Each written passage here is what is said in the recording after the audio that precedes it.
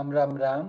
गुरुरेव गतिर्गुरुमेव भजे, गुरुणैव सहास्मि नमो गुरवे।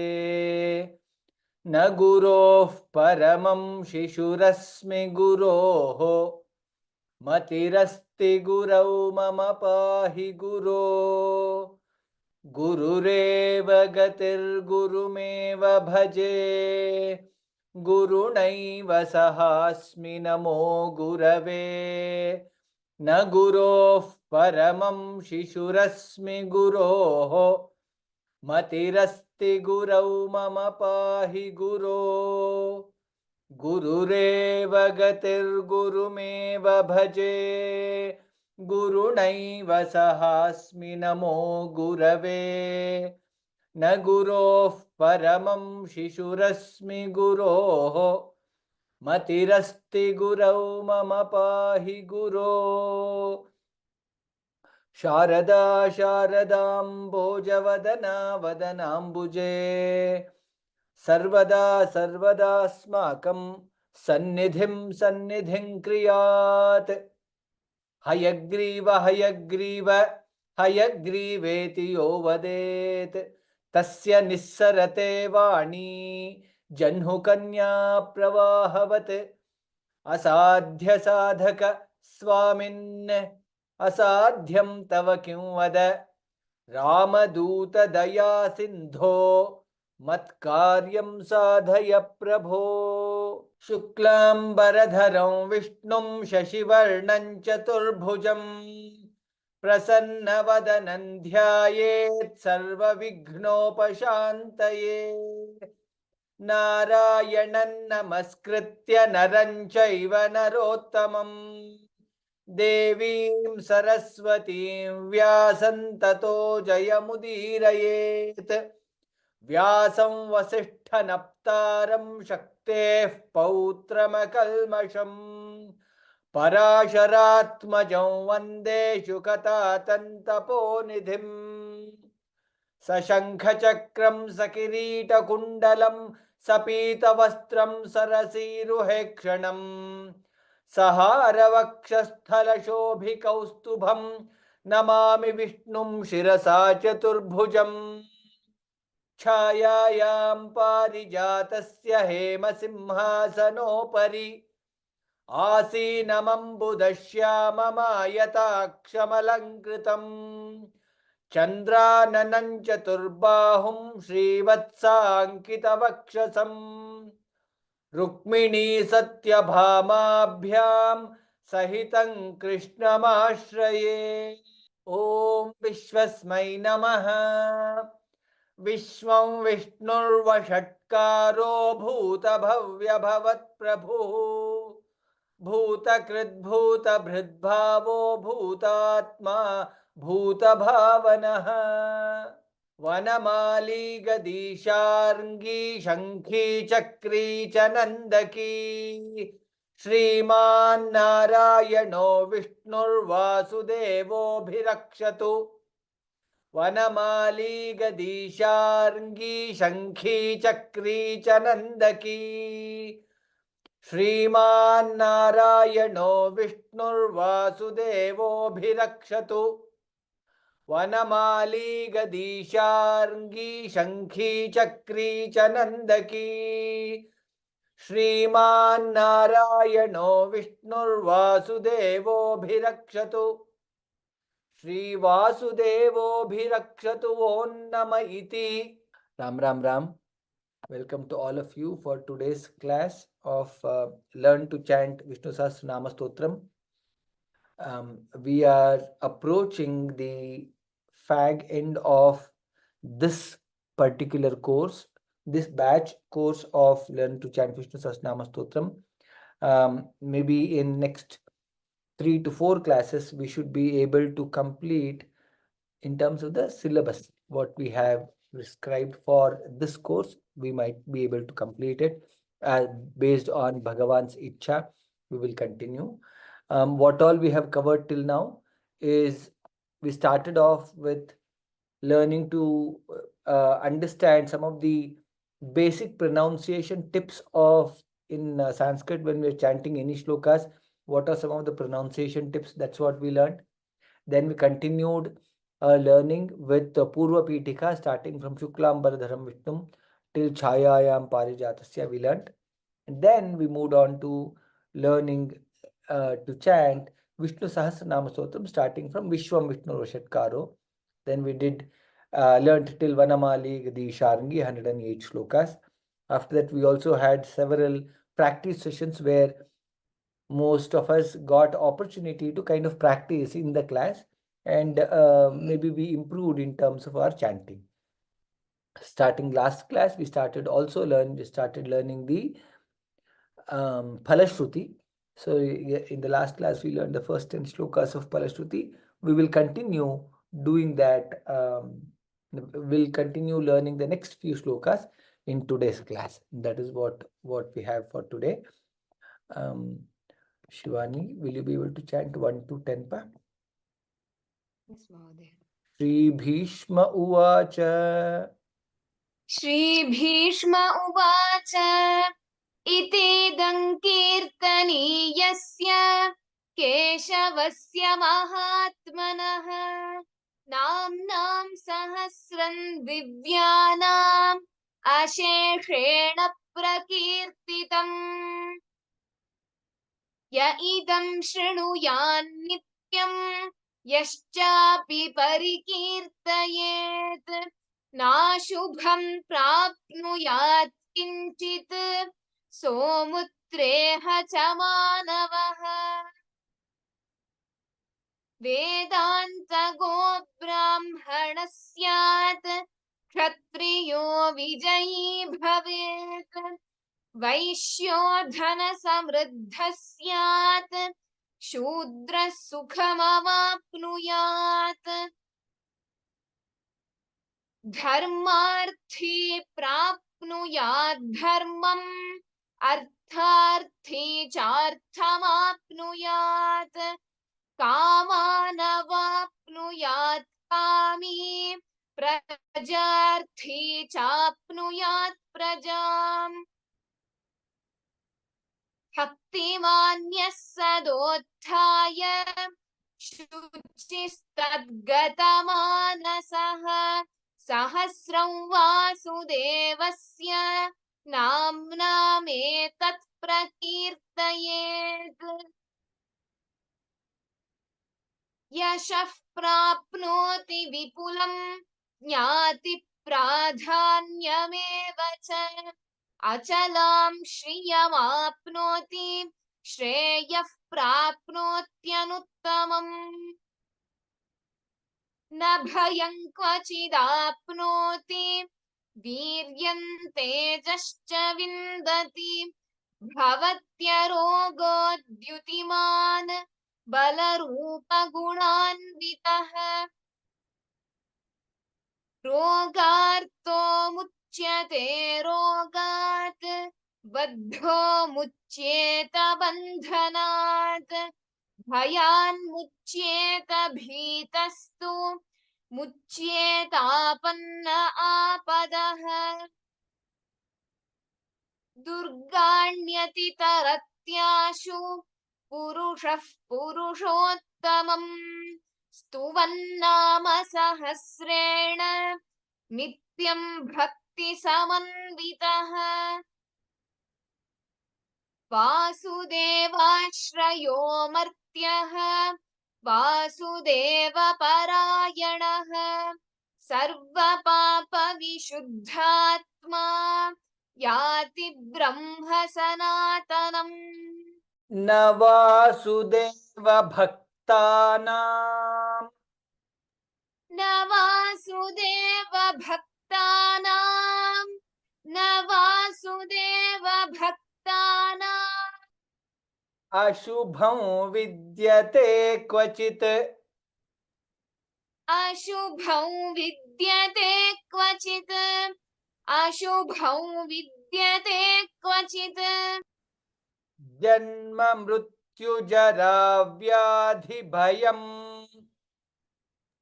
Janma mrityu jara vyadhi bhayam Janma mrityu मृत्युजराव्याधिभयम् नैवोपजायते नैवोपजायते नैवोपजायते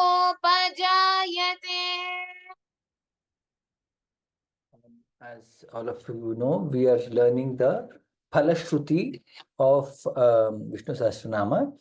Phalashruti is what are the advantages that we'll get by learning Vishnu Sahasranama. So many of these things are self-explanatory. You can understand while you're also reading the meanings here.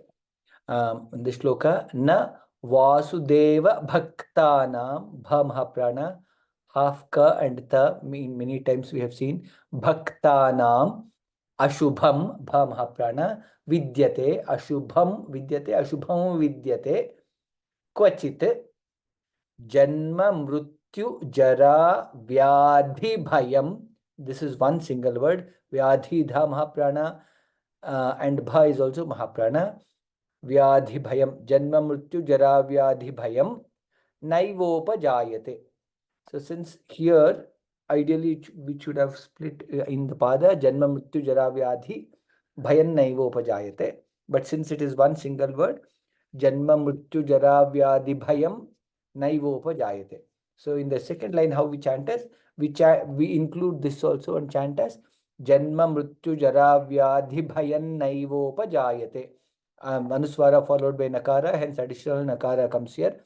Bhayan Naivopajayate. That's how we chant. Navasudeva Bhaktanam Ashubham Vidyate Kvachit. नवासुदेव भक्तानाम् अशुभौ विद्यते क्वचित् नवासुदेव भक्तानाम् अशुभौ विद्यते क्वचित् जन्म मृत्यु जरा व्याधि भयन्नैवोपजायते जन्म मृत्युजरा व्याधि भयन्नैवोपजायते जन्म मृत्युजरा व्याधि भयन्नैवोपजायते नवासुदेव भक्तानाम् अशुभं विद्यते क्वचित् जन्म मृत्यु जरा व्याधि भयन्नैवोपजायते नवासुदेव भक्तानाम् अशुभं विद्यते क्वचित् जन्म मृत्युजरा व्याधि भयन्नैवोपजायते नवासुदेव भक्तानाम् अशुभं विद्यते क्वचित् जन्म मृत्युजरा व्याधि भयन्नैवोपजायते इमं स्तवमधीयानः इमं स्तवमधीयानः इमं स्तवमधीयानः श्रद्धा भक्ति समन्वितः श्रद्धा भक्ति समन्वितः श्रद्धा भक्ति समन्वितः युज्येतात्मसुख क्षान्ति श्रीधृति स्मृति कीर्तिभिः युज्येतात्मसुख क्षान्ति श्रीधृति स्मृति कीर्तिभिः युज्येतात्मसुख क्षान्ति श्रीधृति स्मृति कीर्तिभिः इमं स्तवमधीयानः धामः प्राण ईकार दीर्घ स्तवमधीयानः श्रद्धा धा अगेन महाप्राण भक्ति समन्वितः भा महाप्राण ति क and the भक्ति समन्वितः half na and va समन्वितः. Second line is it is one single word, so we have to chant full together. युज्येतात्म सुख क्षांति श्रीधृति स्मृति कीर्तिभिः. Some people take a breath here at Yujyetatma Sukha Kshanti Shri Dhriti Smriti Kirtibhi. But ideally, it is, since it is one single word, we can chant together. Yujyetatma Sukha Kha Mahaprana Kshanti Shri Dhriti Dha Mahaprana Smriti Kirtibhi. Bha again is also Mahaprana. Yujyetatma Sukha Kshanti Shri Dhriti Smriti Kirtibhi. इमं स्तव मधीयानः श्रद्धा भक्ति समन्वितः. इमं स्तव मधीयानः श्रद्धा भक्ति समन्वितः. इमं स्तव मधीयानः श्रद्धा भक्ति समन्वितः. युज्येतात्मसुखक्षान्ति श्रीधृति स्मृति कीर्तिभिः. युज्येतात्मसुखक्षान्ति श्रीधृति स्मृति कीर्तिभिः. युज्येतात्मसुखक्षान्ति श्रीधृति स्मृति कीर्तिभिः. इमं स्तव मधीयानः श्रद्धा भक्ति समन्वितः. युज्येतात्मसुखक्षान्ति श्रीधृति स्मृति कीर्तिभिः. इमं स्तव मधीयानः श्रद्धा भक्ति समन्वितः. युज्येतात्मसुखक्षान्ति श्रीधृति स्मृति कीर्तिभिः. इमं स्तव मधीयानः श्रद्धा भक्ति समन्वितः. युज्येतात्मसुखक्षान्ति श्रीधृति स्मृति कीर्तिभिः. न क्रोधो न च मात्सर्यम्. न क्रोधो न च मात्सर्यम्. न क्रोधो न च मात्सर्यम्. न लोभो नाशुभा मतिः. न लोभो नाशुभा मतिः. न लोभो नाशुभा मतिः. भवन्ति कृतपुण्यानाम्. भवन्ति कृतपुण्यानाम्. भवन्ति कृतपुण्यानाम्. भक्तानां पुरुषोत्तमे. भक्तानां पुरुषोत्तमे. भक्तानां पुरुषोत्तमे. न क्रोधो ध महाप्राण क्रोधो न च मात्सर्यम half the and sa मात्सर्यम न लोभो भा महाप्राण नाशुभा again भा महाप्राण मतिः भवन्ति भा महाप्राण कृत पुण्यानां भक्तानां one more भा महाप्राण पुरुषोत्तमे एकार is दीर्घ. न क्रोधो न च मात्सर्यं न लोभो नाशुभा मतिः. न क्रोधो न च मात्सर्यं न लोभो नाशुभा मतिः. न क्रोधो न च मात्सर्यं न लोभो नाशुभा मतिः. भवन्ति कृतपुण्यानां भक्तानां पुरुषोत्तमे.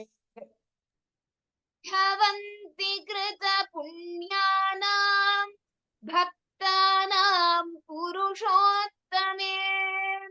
भवन्ति कृतपुण्यानां भक्तानां पुरुषोत्तमे. न क्रोधो न च मात्सर्यं न लोभो नाशुभामतिः भवन्ति कृतपुण्यानां भक्तानां पुरुषोत्तमे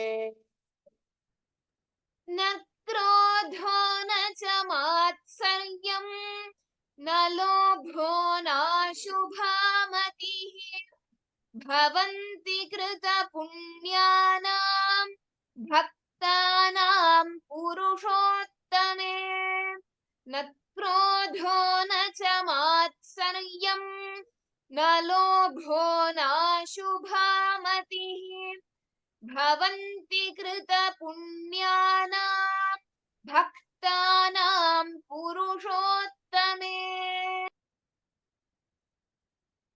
द्यौः स चन्द्रार्कनक्षत्रा द्यौः स चन्द्रार्कनक्षत्रा द्यौः स चन्द्रार्कनक्षत्रा खन्दिशो भूर्महोदधिः खन्दिशो भूर्महो दधिः खन्दिशो भूर्महो दधिः वासुदेवस्य वीर्येण वासुदेवस्य वीर्येण वासुदेवस्य वीर्येण विधृतानि महात्मनः विधृतानि महात्मनः विधृतानि महात्मनः द्यौः सचन्द्रार्कनक्षत्रा त्र is दीर्घ आकार द्यौः सचन्द्रार्कनक्षत्रा स is double here half sa and full sa द्यौः सचन्द्रार्कनक्षत्रा खं दिशो खन्दिशो भूः महोदधिः भूर्महोदधिः that's how it is bha is mahaprana and dha is also mahaprana in khandisho kha is mahaprana खन्दिशो भूर्महोदधिः वासुदेवस्य वीर्येण विधृतानि धा महाप्राण महात्मनः विधृतानि महात्मनः द्यौः स चन्द्रार्कनक्षत्रा खन्दिशो भूर्महोदधिः द्यौः स चन्द्रार्कनक्षत्रा खन्दिशो भूर्महो दधिः द्यौः स चन्द्रार्कनक्षत्रा खन्दिशो भूर्महो दधिः वासुदेवस्य वीर्येण विधृतानि महात्मनः वासुदेवस्य वीर्येण विधृतानि महात्मनः वासुदेवस्य वीर्येण विधृतानि महात्मनः द्यौः स चन्द्रार्कनक्षत्रा खन्दिशो भूर्महोदधिः वासुदेवस्य वीर्येण विधृतानि महात्मनः द्यौः स चन्द्रार्कनक्षत्रा खन्दिशो भूर्महो दधिः वासुदेवस्य वीर्येण विधृतानि महात्मनः द्यौः स चन्द्रार्कनक्षत्रा खन्दिशो भूर्महो दधिः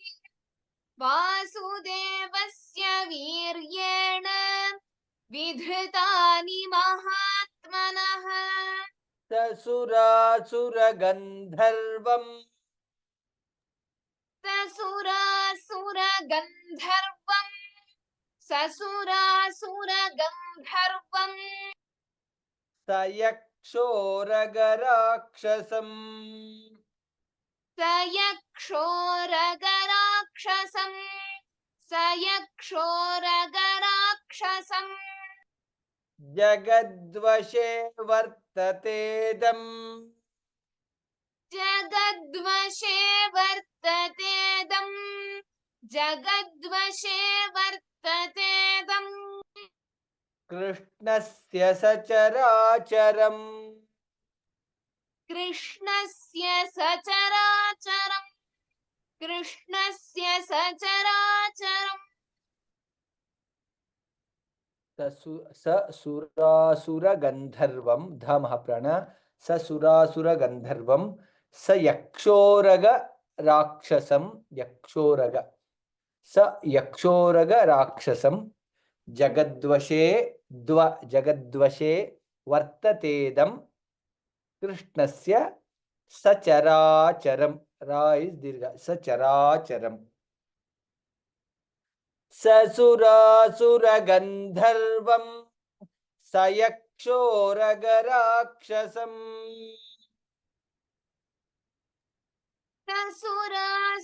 ससुरासुरगन्धर्वं स यक्षोरगराक्षसम् ससुरासुरगन्धर्वं स यक्षोरगराक्षसम् जगद्वशे वर्ततेदं कृष्णस्य सचराचरम् जगद्वशे वर्ततेदं कृष्णस्य सचराचरम् जगद्वशे वर्ततेदं कृष्णस्य सचराचरम् ससुरासुरगन्धर्वं स यक्षोरगराक्षसम् जगद्वशे वर्ततेदं कृष्णस्य सचराचरम् ससुरासुरगन्धर्वं स यक्षोरगराक्षसम् जगद्वशे वर्ततेदं कृष्णस्य सचराचरम् ससुरासुरगन्धर्वं स यक्षोरगराक्षसम् जगद्वशे वर्ततेदं कृष्णस्य सचराचरम् इन्द्रियाणि मनोबुद्धिः इन्द्रियाणि मनोबुद्धिः इन्द्रियाणि मनोबुद्धिः सत्त्वं तेजो बलं धृतिः सत्त्वं तेजो बलं धृतिः सत्त्वं तेजो बलं धृतिः वासुदेवात्मकान्याहुः वासुदेवात्मकान्याहुः वासुदेवात्मकान्याहुः क्षेत्रं क्षेत्रज्ञ एव च क्षेत्रं क्षेत्रज्ञ एव च क्षेत्रं क्षेत्रज्ञ एव च इन्द्रियाणि मनो बुद्धिः धमः प्रण बुद्धिः सत्त्वं तेजो सत्त्वं तेजो बलं धृतिः धमः प्रण बलं धृतिः वासुदेवात्मकान्याहुः का दीर्घ या दीर्घ हु उकार एंड विसर्ग कान्याहुः वासुदेवात्मकान्याहुः क्षेत्रं क्षेत्रज्ञ एव च क्षेत्रं क्षेत्रज्ञ एव च after kanyahu you have to, since it is followed by ksha, we have to take one small break and then continue kshetram kshetrajna eva cha इंद्रियाणि मनो बुद्धिः सत्त्वं तेजो बलं धृतिः इन्द्रियाणि मनो बुद्धिः सत्त्वं तेजो बलं धृतिः इन्द्रियाणि मनो बुद्धिः सत्त्वं तेजो बलं धृतिः वासुदेवात्मकान्याहुः क्षेत्रं क्षेत्रज्ञ एव च वासुदेवात्मकान्याहुः क्षेत्रं क्षेत्रज्ञ एव च वासुदेवात्मकान्याहुः क्षेत्रं क्षेत्रज्ञ एव च इन्द्रियाणि मनो बुद्धिः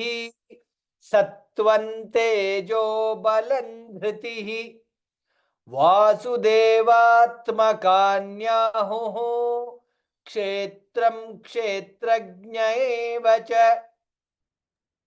इन्द्रियाणि मनो बुद्धिः सत्त्वं तेजो बलं धृतिः वासुदेवात्मकान्याहुः क्षेत्रं क्षेत्रज्ञ एव च इन्द्रियाणि मनो बुद्धिः सत्त्वं तेजो बलं धृतिः वासुदेवात्मकान्याहुः क्षेत्रं क्षेत्रज्ञ एव च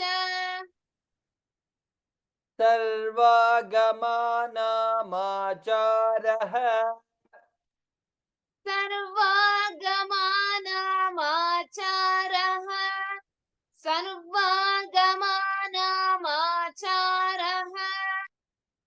प्रथमं परिकल्पते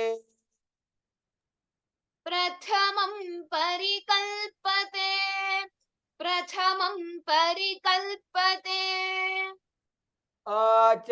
आचारप्रभवो धर्मः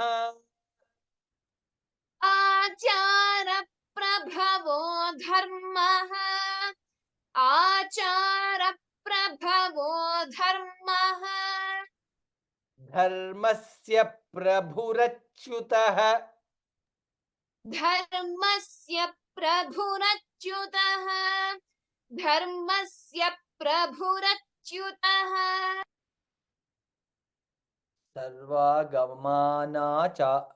सर्वागमानामाचारः all are dirgha ma is dirgha na is dirgha ma again is dirgha cha is dirgha akara all are akara sarvagamanamacharah so all we should pronounce correctly dirgha prathamam tha mahaprana prathamam परिकल्पते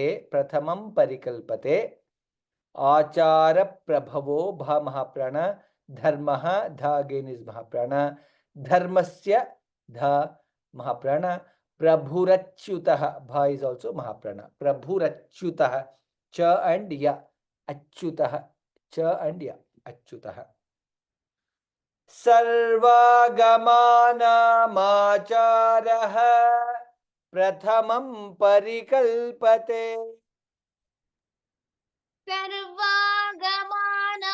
सर्वागमानामाचारः प्रथमं परिकल्पते सर्वागमानामाचारः प्रथमं परिकल्पते आचारप्रभवो धर्मः धर्मस्य प्रभुरच्युतः आचारप्रभवो धर्मः धर्मस्य प्रभुरच्युतः आचारप्रभवो धर्मः धर्मस्य प्रभुरच्युतः सर्वागमानामाचारः प्रथमं परिकल्पते आचारप्रभवो धर्मः धर्मस्य प्रभुरच्युतः सर्वागमानामाचारः प्रथमं परिकल्पते आचारप्रभवो धर्मः धर्मस्य प्रभुरच्युतः सर्वागमानामाचारः प्रथमं परिकल्पते आचारप्रभवो धर्मः धर्मस्य सर्वस्य प्रभुरच्युतः ऋषयः पितरो देवा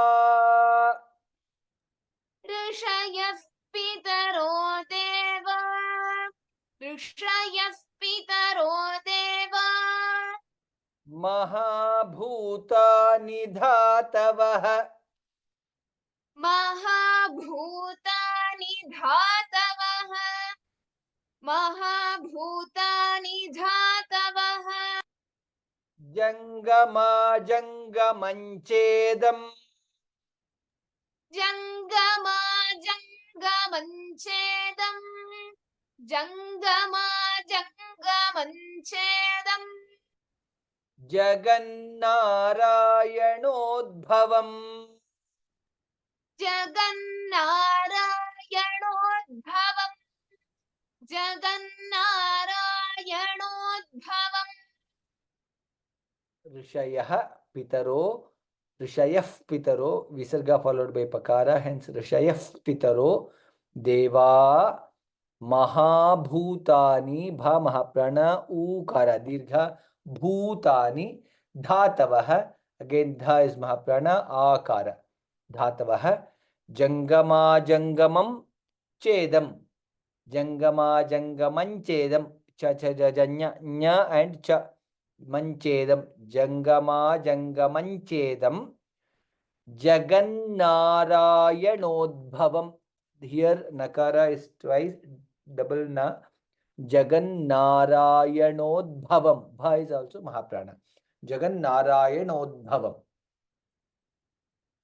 ऋषयः पितरो देवा महाभूतानि धातवः ऋषयः पितरो देवा महाभूतानि धातवः ऋषयः पितरो देवा महाभूतानि धातवः जङ्गमाजङ्गमञ्चेदं जगन्नारायणोद्भवम्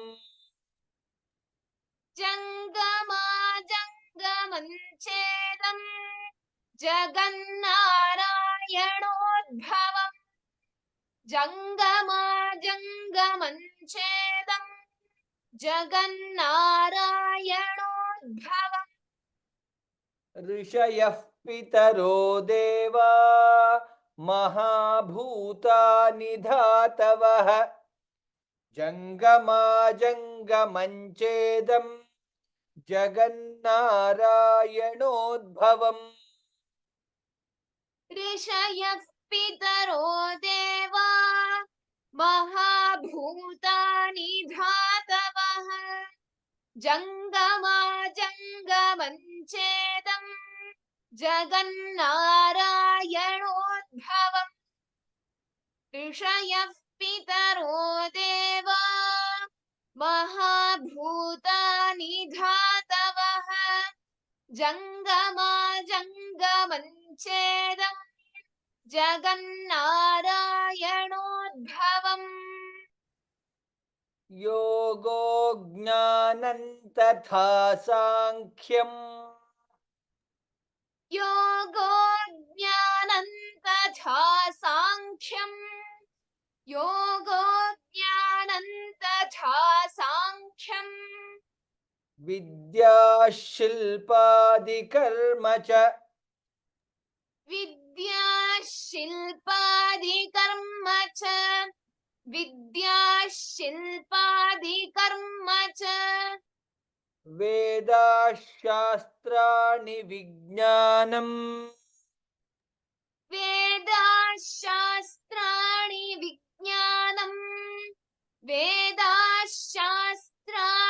विज्ञानम् एतत् सर्वं जनार्दनात् एतत् सर्वं जनार्दनात् एतत् सर्वं जनार्दनात् योगो ज्ञानम तथा था महाप्राण and previously jnanam tatha anuswara followed by takara, hence additional nakara comes jnanan tatha सांख्यम ख महाप्राण सांख्यम विद्याः शिल्पादि कर्म च विद्या शिल्पादि कर्म च additional shakara comes there vidya shilpadi karma cha vedash-shastrani again here vedaha shastrani shakara additionally comes here vedash-shastrani vijnanam etat sarvam janardanat sarvam janardanat योगो ज्ञानं तथा सांख्यम विद्या शिल्पादि कर्म च योगो ज्ञानं तथा सांख्यं विद्या शिल्पादि कर्म च योगो ज्ञानं तथा सांख्यं विद्या शिल्पादि कर्म च वेदाशास्त्राणि विज्ञानम् एतत् सर्वं जनार्दनात् वेदाशास्त्राणि विज्ञानम् एतत् सर्वं जनार्दनात् वेदाशास्त्राणि विज्ञानम् एतत् सर्वं जनार्दनात् योगो ज्ञानं तथा सांख्यम् विद्या शिल्पादि कर्म च वेदाशास्त्राणि विज्ञानम् एतत् सर्वं जनार्दनात् योगो ज्ञानं तथा सांख्यम् विद्या शिल्पादि कर्म च वेदाशास्त्राणि विज्ञानम् एतत् सर्वं जनार्दनात् योगो ज्ञानं तथा सांख्यम् विद्या शिल्पादि कर्म च वेदाशास्त्राणि विज्ञानम् एतत् सर्वं जनार्दनात् एको विष्णुर्महद्भूतम् एको विष्णुर्महद्भूतम् एको विष्णुर्महद्भूतम् पृथग्भूतान्यनेकशः पृथग्भूतान्यनेकशः पृथग्भूतान्यनेकशः त्रीन् लोकान् व्याप्य भूतात्मा त्रीन् लोकान् व्याप्य भूतात्मा त्रीन् लोकान् व्याप्य भूतात्मा भुङ्क्ते विश्वभुगव्ययः भुङ्क्ते विश्वभुगव्ययः भुङ्क्ते विश्वभुगव्ययः एको विष्णुः महद्भूतं विष्णुर्महद्भूतं भा महाप्राण भूतं पृथग्भूतान्यनेकशः tha is mahaprana and bha is also mahaprana पृथग्भूतान्यनेकशः त्रीन् लोकान् प्राप्य व्याप्य भूतात्मा भा महाप्राण भूतात्मा भुङ्क्ते again bha mahaprana vishwabhugavvyayah one more mahaprana three bha mahapranas in the second line vishwabhugavvyayah एको विष्णुर्महद्भूतं पृथग्भूतान्यनेकशः एको विष्णुर्महद्भूतं पृथग्भूतान्यनेकशः एको विष्णुर्महद्भूतं पृथग्भूतान्यनेकशः त्रीन् लोकान् व्याप्य भूतात्मा भुङ्क्ते विश्वभुगव्ययः त्रीन् लोकान् व्याप्य भूतात्मा भुङ्क्ते विश्वभुगव्ययः त्रिलोकान् व्याप्य भूतात्मा भुङ्क्ते विश्वभुगव्ययः एको विष्णुर्महद्भूतं पृथग्भूतान्यनेकशः त्रिलोकान् व्याप्य भूतात्मा भुङ्क्ते विश्वभुगव्ययः एको विष्णुर्महद्भूतम् पृथग्भूतान्यनेकशः त्रिलोकान् व्याप्य भूतात्मा भुङ्क्ते विश्वभुगव्ययः एको विष्णुर्महद्भूतम् पृथग्भूतान्यनेकशः त्रिलोकान् व्याप्य भूतात्मा भुङ्क्ते विश्वभुगव्ययः. Shivani, will you be able to chant from 11 to 20? Navasudeva Bhaktanam न वासुदेव भक्तानाम् अशुभौ विद्यते क्वचित् जन्म मृत्युजरा व्याधि भयं नैवोपजायते इमं स्तवमधीयानः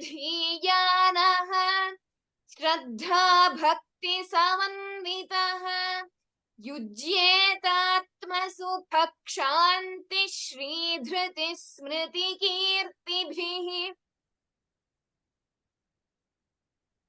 न क्रोधो न च मात्सर्यं न लोभो नाशुभा मतिः भवन्ति कृतपुण्यानां भक्तानां पुरुषोत्तमे द्यौः चन्द्रार्कनक्षत्रा खन्दिशो भूर्महो दधिः वासुदेवस्य वीर्येण विधृतानि महात्मनः ससुरासुरगन्धर्वं स यक्षोरगराक्षसम् जगद्वशे वर्ततेदं कृष्णस्य सचराचरम्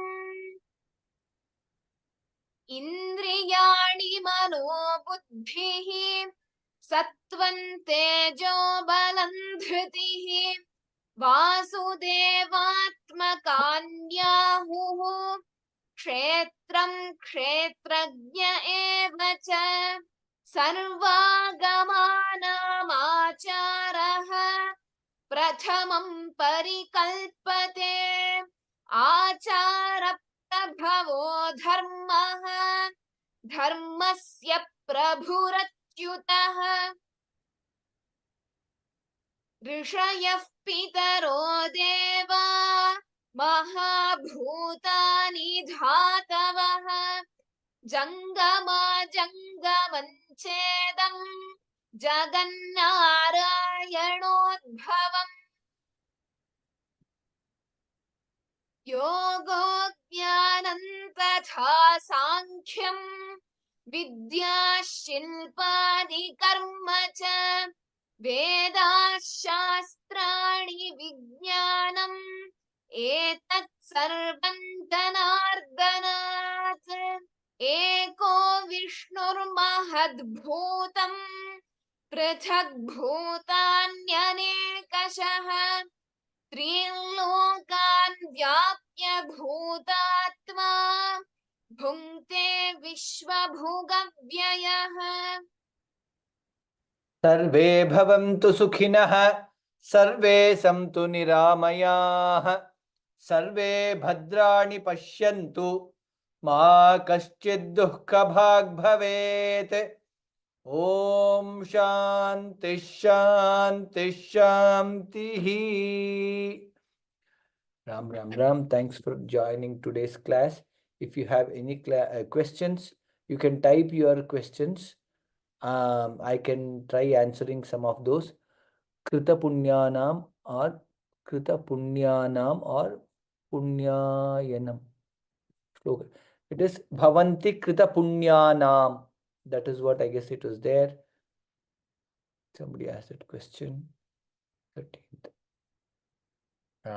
Krita Punyanam. Okay, here there is Bhavanti Krita Punyanam. Punyanam. Okay, good question. Let me just give me a 1 minute. Let me correct it. Bhavanti Punyanam Bhaktanam Purushottame Punyanam. This is Bhavanti Krita Punyanam. The Dirgha is missing here. So while chanting, it has been practiced, and I've also kind of ignored Kshamatam. Bhavanti Krita Punyanam. This is not Nam. Punyanam. I will ensure that this is corrected. Bhavanti Krita Punyanam Bhaktanam Purushottame. Okay. Thank you, Mahodaya, for pointing that out. Any other questions? Please chant the last sloka again. The last sloka is Eko Vishnur Mahadbhutam Prithakbhutanyanekashah Trilokan Vyapya Bhutatma Bhunkte Vishwabhugavyayah. So it should be okay. Hope you are able to. This was helpful. Somebody asked for that. Please share Karanyasa Hridayanyasa of this Parayana. Karanyasa Hridayanyasa of this Parayana is there in the Purva Pitika. If you go there, it is there. So you can see those things there in the Purva Pitika. Where on the portal you will get the script Phalashruti. Phalashruti, I guess in the script is not uploaded yet. Maybe after next 1 or 2 classes, the Phalashruti will be. It is not Phala. Phalashruti will be uploaded maybe after 1 or 2 classes. But whatever the content that you're seeing, that is already uploaded. But the entire script will be available maybe after 1 or 2 classes. Not able to face it under contents. Yeah, it is not there. I'll ask them to upload. Is there some connection between astrology and Vishnu Sahasranama Stotram? There are some articles linking the two. I would want to stay away from this. Of course, there are different connections for Vishnu Sahasranama, different Bhagavatas connected in different ways, and they are able to tell in different ways. I do not want to get into that because in this course, I don't want to dwell more into it. But yeah, there are many people who connect different things into Vishnu Sahasranama into astrology, Vishnu Sahasranama into different things. But yeah, this is not the course for it. But I guess there are Vishnu Sahasranama with meaning. There are the course. Maybe it is kind of there is some connection which is kind of explained there. You can definitely connect there. Dhanyavadaha. With that, we will end our today's class. We'll meet in the next class. Dhanyavadaha. Ram Ram Ram.